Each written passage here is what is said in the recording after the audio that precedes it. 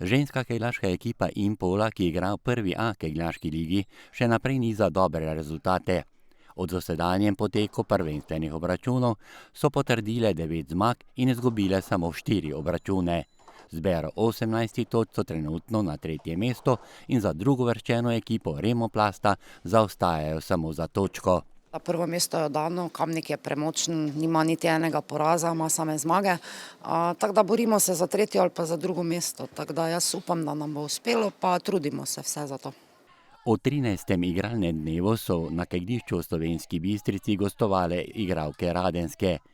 Impoljčanke so v tekmi zmagale z rezultatom 7-1.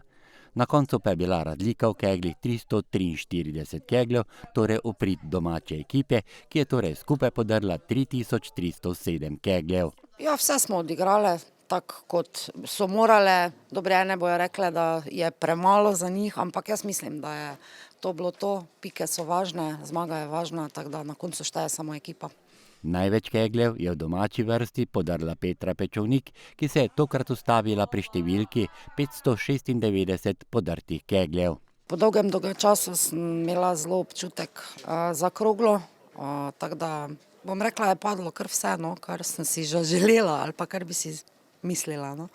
Za ekipo Radenske, ki prvič igra med prvoligaško konkurenco, je posamezno zmago prikegljala Cvetka Štiberc. Podrla je 514 kegljev, ekipa Radenske pa je skupno podrla 2964 kegljev. Ja, vsekakor je velik izziv za nas, ki smo stalno bile nekje v drugi ligi. Zdaj ekipe so močne, mlade igralke so, mi imamo samo nažalost 2 podmladka, ostale smo vse že bolj v letih, ampak trudimo se, kako dolgo bo šlo, bo šlo.